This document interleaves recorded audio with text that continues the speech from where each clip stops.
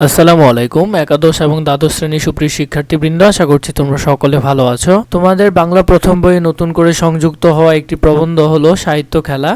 সাহিত্য খেলার এমসিকিউ নিয়ে এটি আমাদের দ্বিতীয় পর্ব। প্রথম পর্ব যদি দেখে না থাকো তাহলে ডিসক্রিপশন বক্সে লিংক থাকবে, সেখান থেকে তুমি চাইলে দেখে নিতে পারো। চলো শুরু করি। পরার্থ শব্দের অর্থ কোনটি? পরার্থ শব্দের অর্থ হলো পরোপকার। উত্তর হবে খ, পরোপকার।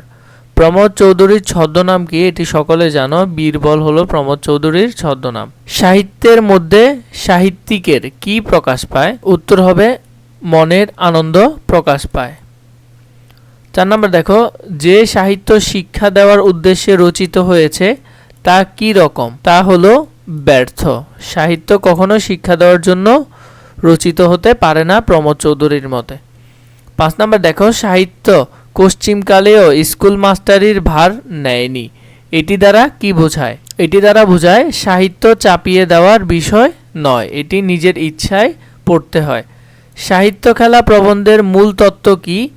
মূল তত্ত্ব হলো আনন্দদান। এরপর 7 নম্বর প্রশ্ন দেখো, সাহিত্য খেলা প্রবন্ধের উল্লেখিত হীরক ও কাচ যমজ হলেও সহোদর নয় বাক্যটিতে হীরক ও কাচের মধ্যে বাস্তব সম্পর্ক কি?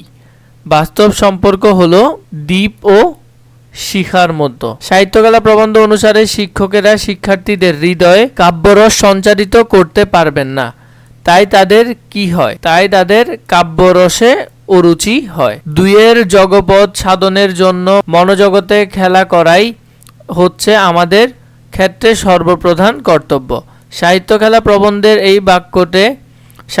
প্রবন্ধের এই বাক্যে উল্লেখিত 2টি বিষয় হলো, উত্তর হবে ঘ, স্বার্থ ও পরার্থ। প্রমোদ চৌধুরীর মতে মর্ত্যবাসীর পক্ষে কোথায় গমন করাটা নিন্দনীয়? উত্তর হবে খ, রসাতলে গমন করা। 11 নম্বর দেখো, কিসের মনোরঞ্জন করতে গেলে সাহিত্য স্বধর্মচ্যুত হয়ে পড়ে? সমাজের মনোরঞ্জন করতে গেলে। উত্তর হবে ঘ।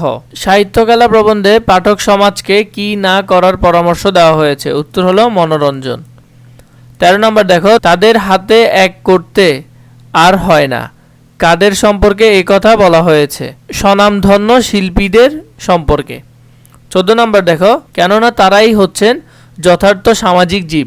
সাহিত্যকলা প্রবন্ধে কাদের সম্পর্কে এই কথা বলা হয়েছে? এখানে লেখকদের সম্পর্কে এই কথা বলা হয়েছে। 15 নম্বর দেখো, সাহিত্যকলা প্রবন্ধে লেখকরা যথার্থ সামাজিক জীব কোন অর্থে? উত্তর হবে ব্যঙ্গার্থে। 16 নম্বর দেখো, কুশীলব শব্দের অর্থ কি? কুশীলব শব্দের অর্থ হলো অনুভূতি। 18 নম্বর দেখো, বাংলা গদ্য চলিত রীতি ব্যবহারের প্রবক্তাকে? এটি হবে প্রমোদ চৌধুরী, খ। 19 নম্বর দেখো, লিরিক্স এর অর্থ কি? এটি হবে উত্তর খ, গীতি কবিতা। 20 নম্বরে শিক্ষার উদ্দেশ্য কি? শিক্ষার উদ্দেশ্য হলো বিশ্বের খবর জানা। এছাড়া যদি তোমাদের আরও এমসিকিউ প্রয়োজন হয় বা সৃজনশীল প্রশ্ন প্রয়োজন হয় বা সংক্ষিপ্ত প্রশ্ন প্রয়োজন হয়, আমাকে কমেন্ট করে জানাবে, আমি তোমাদের জন্য সেটি রেডি করব। এছাড়া ডিসক্রিপশন বক্সে আমাদের ওয়েবসাইট লিংক থাকবে, সেখানে আরও বিভিন্ন ধরনের এমসিকিউ সৃজনশীল প্রশ্ন তোমরা পেয়ে যাবে।